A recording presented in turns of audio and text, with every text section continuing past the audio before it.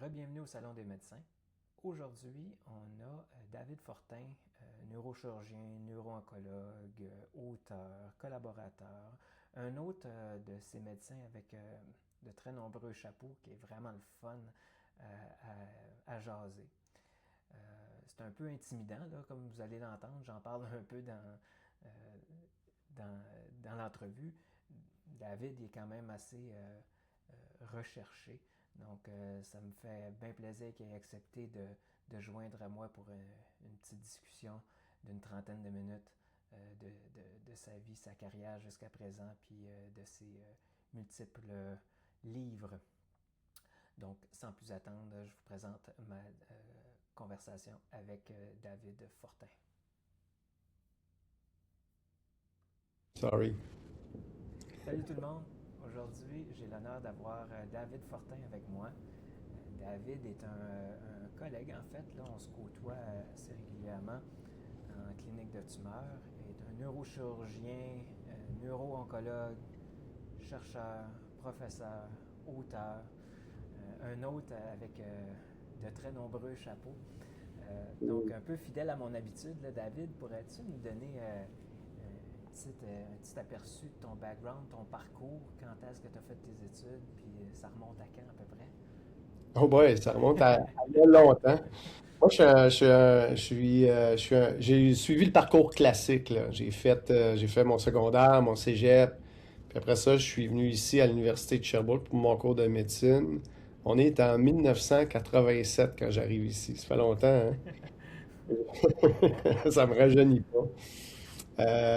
Comme tu te doutes, de fait, quand je suis arrivé ici, le centre avait pas du tout l'ampleur que ça a maintenant. En fait, c'était un petit chemin pratiquement de terre pour se rendre au CHU à cette époque-là. Fait qu'à 87 à 91, le cours de médecine, après ça, la résidence ici, jusqu'en 96, puis après ça, les fellows. J'ai fait deux fellows, un voyons, à London, en Ontario, pendant un an. Puis après ça, je suis allé 2 ans en Oregon, au Oregon Health Sciences University. Puis je suis revenu ici. Puis les fellowships, c'est en... Ben, tous les deux en oncologie. Le premier, c'était de l'oncologie, de la neuro-oncologie traditionnelle, hein. C'était assez, c'était de la neuro-oncologie assez classique, là, avec de la chimiothérapie, péros, intraveineuse, euh, les tumor boards habituels. Puis j'ai fait un petit peu de recherche dans ce contexte-là. Et le deuxième fellow, ça, c'était vraiment plus expérimental. C'est là que je suis allé chercher la technique de chimiothérapie intra-artérielle, ouverture de la barrière hémato-encéphalique, puis toute la recherche afférente reliée à ça, là. Puis, ben, c'est ça, je suis resté là 2 ans. Au début, je partais juste pour un an, mais j'ai vraiment beaucoup aimé ça. Puis j'ai failli rester là pour le reste de ma vie, en fait, là. Il m'a offert une super belle job que j'ai pas pris parce que ma femme de l'époque, elle m'a dit là, petit gars, je t'ai suivi, mais là, on retourne chez nous. Puis c'était l'entente qu'on avait, donc on est revenu ici. Puis le début de ta carrière est en début 2000? Ouais, Donc, si on ouais, additionne un peu, là, ouais. Moi, j'étais un bug du l'an 2000, là. Je suis arrivé ici en novembre 1999. OK. Donc, évidemment, quand tu arrives, ils te mettent de garde, hein? Fait que j'ai fait ma C'est garde ça. dans cette période-là. OK. Ouais. OK. On avait bien peur que les systèmes informatiques crash. Je me rappelle de ça, là. C'était vraiment Ouais. intense. Ouais. OK. Fait que là, ça te met en début des années 2000. Fait que ça fait comme à peu près 25-26 ans que tu pratiques maintenant. Ouais. Ouais. Puis à ton retour, là, tu avais comme un peu, t'es exposé à de la recherche fondamentale, tu as Mhm. fondé un laboratoire aussi. Ouais. Ça, c'était en Fait que, début de pratique aussi, à peu près, oui, oui, ces oui. années-là. Là. Écoute, c'est à l'époque, la recherche, c'était pas aussi bien soutenue puis structurée que maintenant. C'est que moi, je suis arrivé, j'étais dans le département de chirurgie, division neurochirurgie, et la neurochirurgie avait un petit local de rien, euh, qui est devenu ma salle de culture, hein. Ça a commencé, j'avais pas de laboratoire, j'avais juste une salle de culture. Puis évidemment, mon fonds de départ, je pense qu'on m'avait donné 40 000. J'en avais juste assez pour m'acheter de l'équipement, mais j'avais même pas d'assistant de laboratoire. Fait que je faisais ma journée de travail, puis après, j'allais dans le laboratoire faire préparer les manipulations pour le lendemain matin de bonne heure. Fait que ça a commencé comme ça, là. C'était des longues, longues, longues journées là, qui voyaient pas l'heure de finir, là.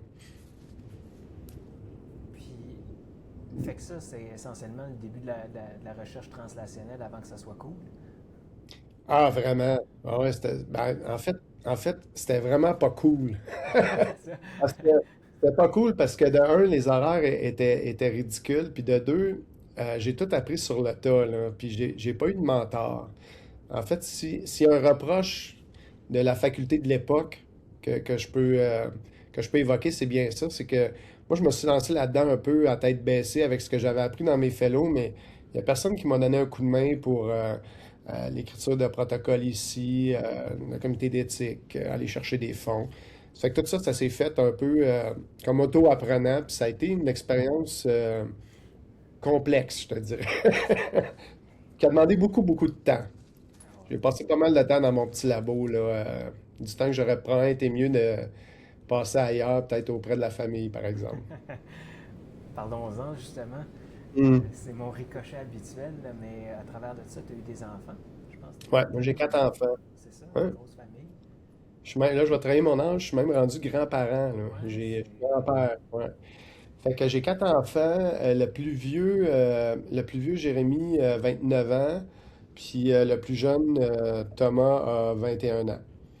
Ça fait que ça te donne une Fait que idée de ça, l'âge de ça mes enfants. remonte à des enfants pendant la résidence, Oui. fellow, Mon début. Jérémy est né en 1996 quand j'étudiais pour mes examens de neurochirurgie. Puis quand je suis parti en fellow, on est parti avec Jérémy. Puis Elisabeth est née un an après. Ça fait que, ouais, on a trimballé les deux jeunes enfants en Oregon. Mais ça a été super. Honnêtement, ça a été Ah ouais? super. Ok. Ah, Parce vraiment. que. Parce que. Ouais. Non, ça a été super Chapeau. pour le vrai. Ouais, ok. Ben, mon ex-femme, Evelyne, je pense qu'elle se plaisait quand même pas mal en Oregon. Puis on a eu une super belle vie familiale là-bas, C'est un là. bon C'était vraiment fellowship, agréable. là, quand même. Ouais. Ok, ok. Puis là, ça amène à développer justement ton laboratoire, la recherche, puis tout ça, en même temps que ton début de pratique, Ouais. développer tes techniques avec des jeunes enfants, la jeune famille, puis toute l'équipe. Tout le kit, comme tu dis. Toute Mais l'équipe. j'ai été chanceux parce que tous ces efforts-là investis dans le lab, dans les temps qui étaient hors un peu, euh, ben, hors habitude, tu sais, le soir, très très tôt le matin. À cette époque-là, je me levais style à 4h30, là. Euh, ça a porté fruit parce qu'on a eu quelques bons papiers, après ça, quelques bons grants. Puis ça nous a permis de décrocher une chaire de recherche de 5 ans là, de la Banque nationale, là, 1 million sur 5 ans. Fait que là, le lab s'est emballé, puis ça s'est mis à rouler, là. Ça s'est mis à rouler à ce moment-là. Ouais, puis Fait ça que, roule depuis. Ben, c'est sûr que ça roule moins. J'ai plus 1 million, là. Mais ça roule, mais ça roule moins qu'à cette époque-là, mais ça roule bien, là. Ouais. encore, puis c'est plus sustainable. T'as moins Oui. besoin de. Là, je présume que as-tu des assistants de recherche Oui, maintenant? j'en ai Puis, deux. ok, c'est ça. Ouais, puis honnêtement, j'en ai un qui se concentre plus sur la recherche clinique, puis l'autre plus sur la recherche fondamentale. On fait un peu des deux dans le labo. Ah, Nous, ok. c'est un labo de recherche translationnelle. Tu sais, l'idée, c'est de dire, on part avec une idée euh, en apparence de recherche fondamentale, mais qu'on veut vraiment amener rapidement vers la clinique. Fait que là, tu vois, en ce moment, on a trois études officiellement ouvertes, puis on s'en vient avec une nouvelle invention, j'allais dire nouvelle patente, mais c'est un device médical en fait, là. On est en train de breveter, puis on espère des études cliniques qui commenceraient avec ça d'ici 2 ans, là. Ça fait que le côté translationnel du lab fonctionne très très bien, là. Ok, ok. Mm. Puis là, tu parles de device, breveté, puis tout ça. Ça, c'est via l'université, je présume, ou Ouais, ouais, ouais, tout à fait. un autre, une compagnie ou quelque chose. Non, j'ai pas. En fait, pour l'instant, on n'a pas encore commencé à discuter de la manière avec laquelle on voulait que cette device médicale-là se retrouve en utilisation. Mais pour l'instant, on passe par l'université, on dépose le brevet, Puis c'est une collaboration avec un chercheur de l'Université de Victoria en Colombie-Britannique. Puis l'idée, c'est une espèce de chose qu'on va implanter dans la cavité opératoire des glioblastomes qu'on opère à la récidive, puis qui contient différents éléments, là. C'est un biogel qui contient de la chimio à libération lente, un radioisotope, puis une protéine de chimioattraction pour essayer d'attirer les cellules gliales vers le device en post-résection.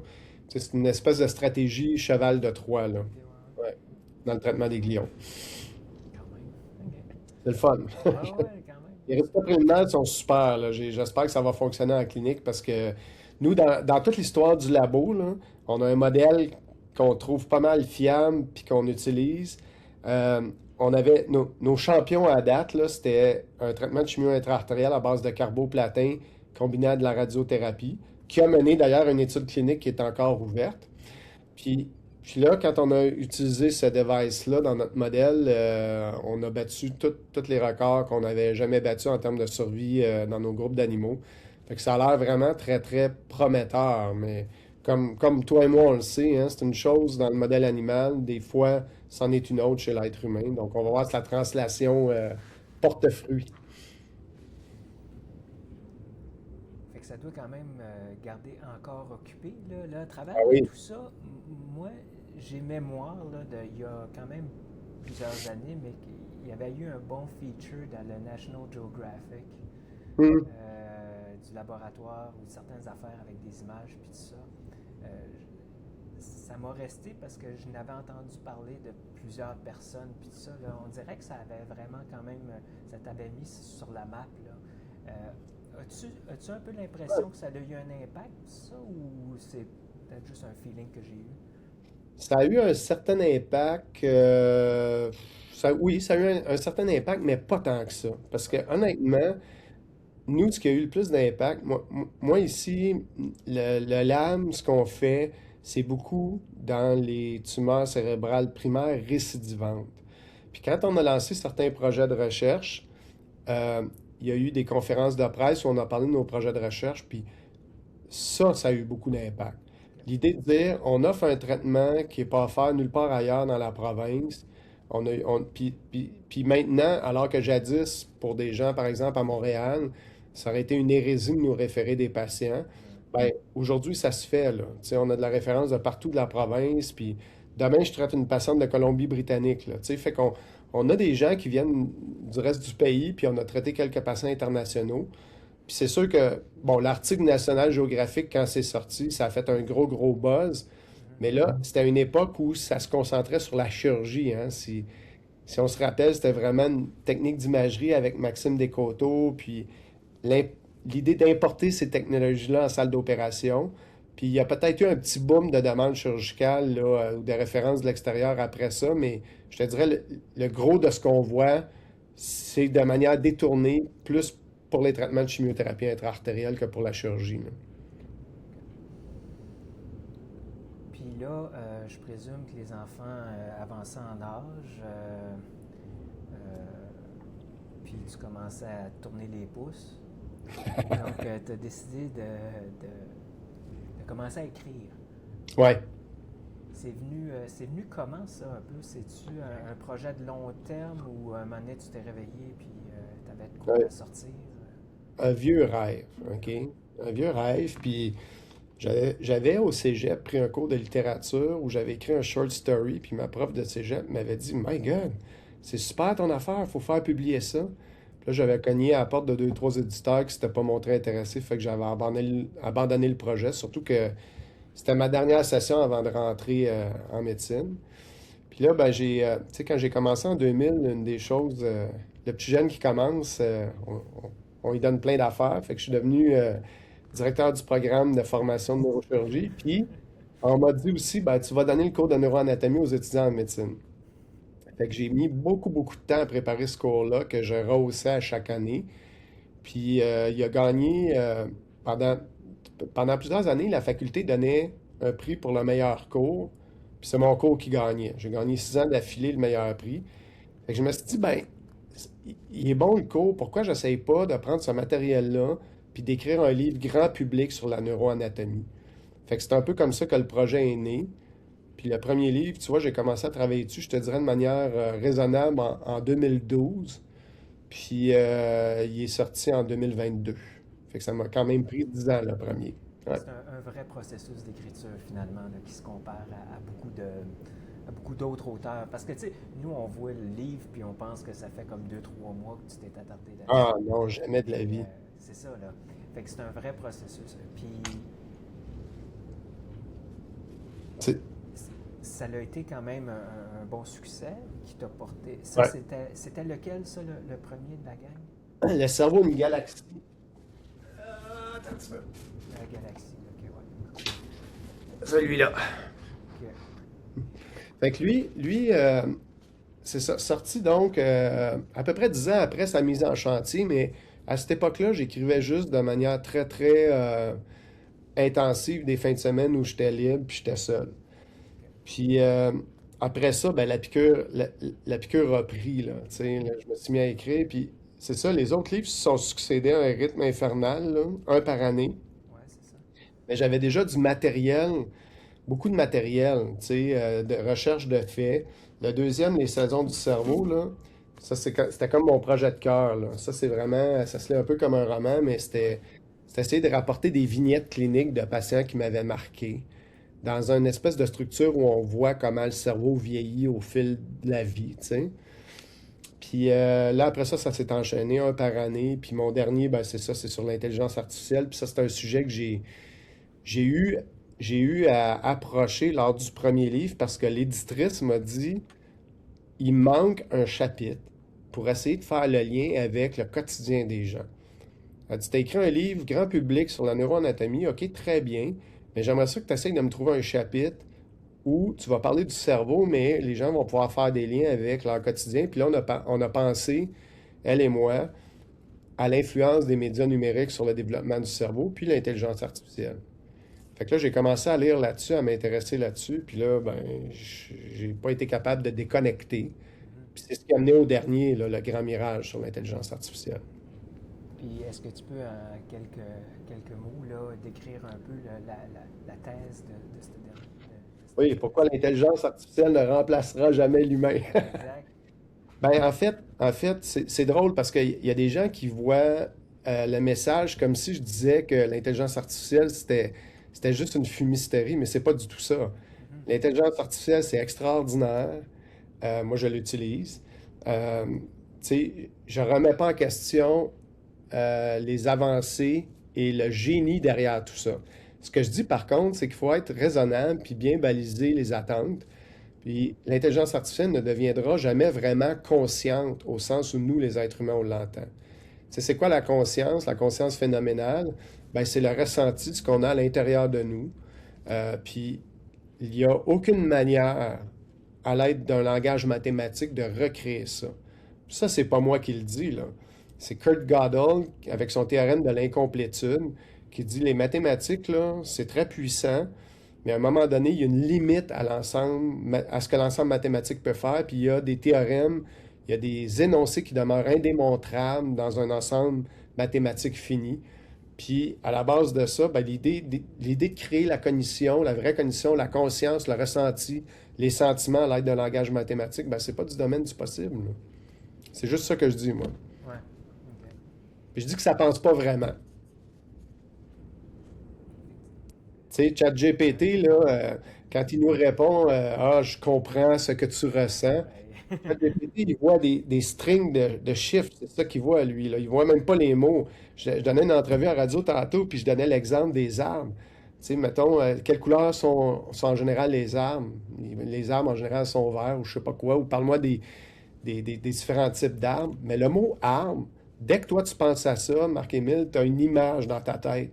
Mais l'intelligence artificielle, c'est pas un arbre qu'elle voit, elle, c'est un string de chiffres avec lequel elle a construit des associations statistiques sur un corpus de texte écrit par des êtres humains. Fait qu'elle a absolument aucune idée de ce qu'est un arbre, là. Tu sais, elle comprend les relations entre les mots, là, mais c'est tout. Fait que c'est ça. Donc, quand on commence à mettre les livres ensemble, en tout cas, tu sais, je regardais même tantôt un peu l'évolution des quatre ouvrages. On remarque finalement que tu es en train de devenir philosophe. Ouais, j'en ai un. C'est quoi ça? En fait, j'en ai un qui est vraiment ça, là. Ça, c'est de la philosophie. Tu sais, si le premier, c'est tout ce qu'on sait sur le cerveau, lui, c'est tout ce qu'on ne sait pas sur le cerveau. Puis là, ben, c'est intéressant parce que mes prochains ouvrages, là, j'ai écrit, en fait, pour donner libre cours à mon rêve, j'ai écrit un roman qui va sortir en octobre, un roman de science-fiction dans le monde. En fait, c'est un thriller médical au Québec, avec des éléments de science-fiction. Puis le prochain, ça va être un essai sur le deuil, hein, des choses que toi et moi, on côtoie régulièrement, le deuil, la mort. Puis, fait que je suis en train d'écrire cet essai-là, puis lui, ça fait plusieurs années que je travaille dessus. Fait que ça va être très, très philosophique, je pense. Pas je pense, je sais. Ouais, c'est ça, parce que c'est vraiment la tendance qu'on voit qui est en train de. Tu sais, je pense que c'est un peu. On découvre un peu entre les lignes l'évolution que tu es en train d'avoir avec la pensée que tu as par Ouais, rapport au cerveau. Là, tu sais. Ça ouais, s'aligne ouais, ouais, vers ça. C'est le fun. Euh, vraiment. Puis là, tu parlais qu'initialement, tu travaillais là-dessus, genre les fins de semaine, Ouais. tu sais, quand tu avais des disponibilités. Mais là, écoute, tu sais, C'est très envahissant dans ma vie. c'est ça, à ce beat-là, ça doit commencer à prendre beaucoup de temps. Là. Ça Tu prend peux plus beaucoup de temps. faire juste ça d'une fin de semaine sur cinq. Là. Non, non, non. Là, c'est toutes les semaines, je travaille dedans, là. Toutes les Tu as semaines. recommencé à te lever à 4 heures pour. Non, mais en fait, j'écris beaucoup, beaucoup la fin de semaine. Puis effectivement, tôt le matin, je me lève pas à 4 heures, mais je me lève tôt. Puis une bonne heure avec un café puis de la bonne musique, là, c'est le moment de créativité idéal. Le flow, là. Oui, ça roule bien. Puis tu sais, j'ai des fins de semaine où je suis seul, là, puis il fait pas beau dehors, là, ben, là, je me lève, puis je me fais, c'est comme une genre de retraite d'écriture, là. J'écris, là, samedi, dimanche, toute la journée, là, je fais ça. Quand il fait pas beau, puis je suis seul. Pardon? Chez toi ou Oui, et moi, j'ai une salle dédiée à ça, là. Je fais que ça. Ouais. pour limiter les interruptions? Là. Sinon, justement, de Non. nos jours, c'est assez facile. Là. Ouais, puis en fait, moi, je suis, ben, tu sais, mes enfants sont partis de la maison, là, fait que je suis seul.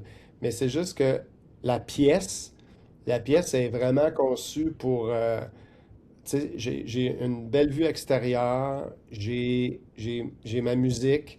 Moi, je suis pas capable de travailler sans musique. Ça me prend toujours de la musique. Ça fait partie de ma vie, là. Mhm. Puis j'ai mon setup pour écrire, fait que je peux étendre mes livres. J'ai plusieurs écrans d'ordi pour faire mes recherches. Puis je suis au paradis quand je fais ça. Vraiment, là, j'adore ça. Vraiment. Ça t'a amené aussi à être, tu sais, à faire des chroniques à la radio. Je Mhm. pense que tu as été chroniqueur pendant un bon bout. Je ne sais pas si tu le fais encore. Beaucoup Euh, moins souvent, je te dirais. Hmm. Est-ce que c'est directement à cause des livres que ça t'a amené ces Ouais. opportunités-là? Oh, oui, vraiment. Quand le premier livre est sorti, j'ai été interviewé par Isabelle Craig à Radio-Canada qui remplaçait pour Pénélope. Puis j'ai raccroché de l'entrevue quand elle m'a envoyé un courriel pour me demander si je voulais être chroniqueur. Ça fait que ça a commencé comme ça. Puis même chose quand je suis allé à Salut Bonjour présenter mon deuxième livre. L'entrevue s'est finie, puis Gino m'a regardé et il a dit: Hey, ça te tente d'être chroniqueur? Ben oui, pourquoi pas?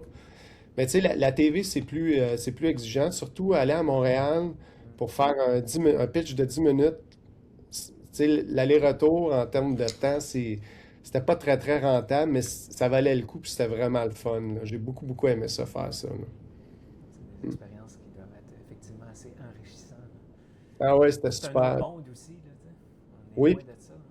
toute l'équipe, tu sais, bon, évidemment, tu as l'animateur vedette qui est là, qui est super. C'est vraiment un gars fabuleux, mais toute l'équipe, c'était agréable d'interagir avec eux autres, échanger avec eux, là. Moi, j'ai eu beaucoup de plaisir. Puis, soyons honnêtes, nous qui passons beaucoup de temps à l'hôpital, ben, moi, j'arrivais là, puis je disais: Hey, aujourd'hui, je suis en vacances, c'est ma journée de vacances. Tu sais, on sort de notre milieu, ça fait un peu du bien, là. Ouais. C'est clair que ça change le beat. Là. Mhm. Que ça fait quand même tu sais, une carrière jusqu'à présent très remplie. Puis là, ben, justement, tes grands-parents, Oui, grands-pères, c'est quand même intense. oui, oui, oui. Euh, Fait qu'ils commencent à en avoir beaucoup des plus jeunes que toi. Mhm. As-tu des conseils à donner pour orienter des jeunes médecins en début de pratique ou des Je pensais que tu allais résultats? me demander, j'étais en train de planifier ma retraite.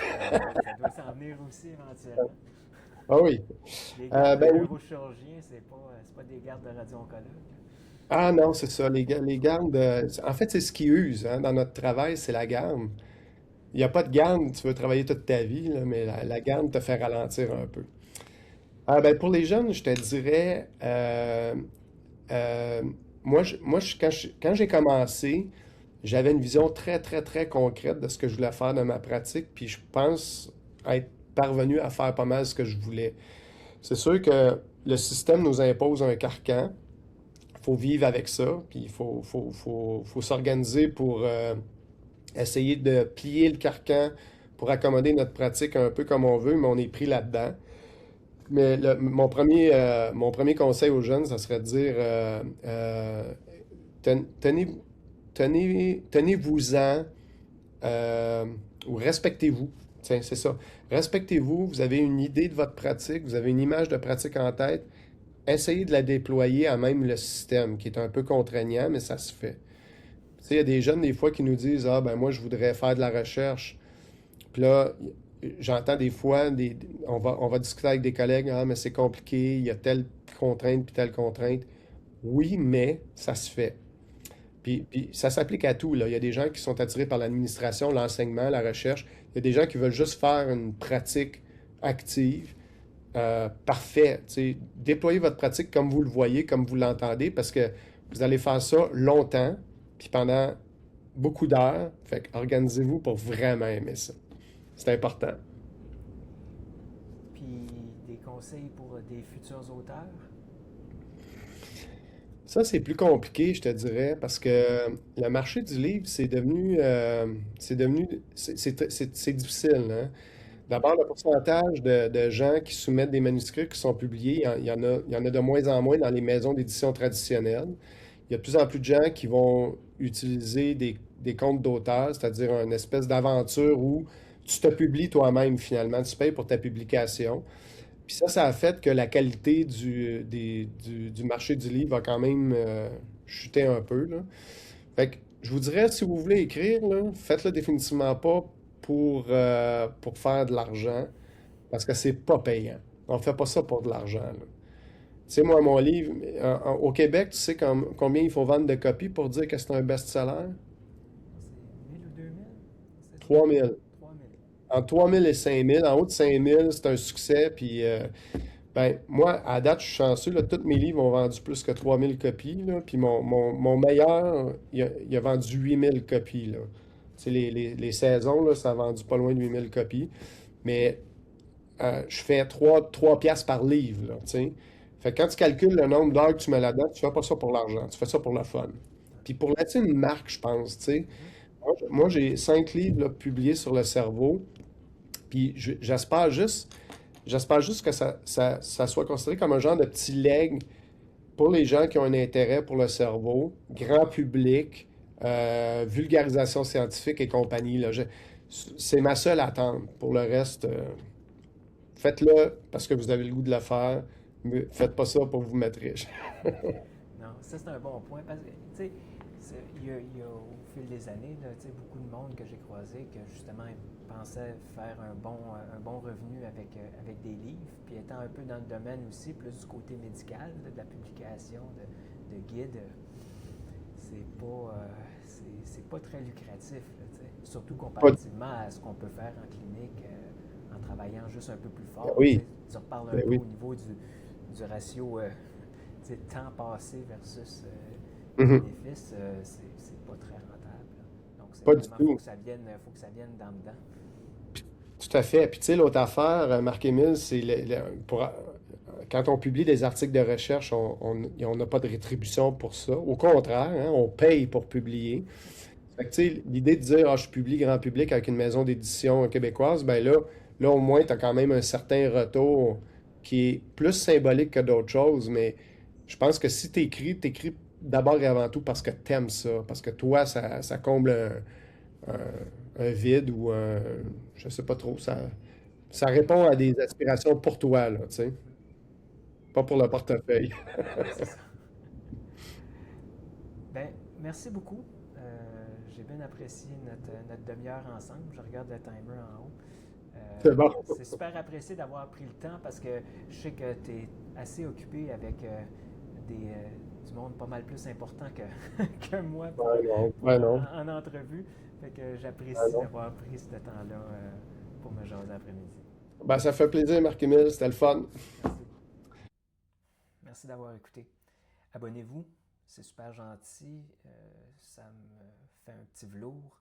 Euh, les épisodes sont disponibles sur YouTube et sur toutes les autres plateformes.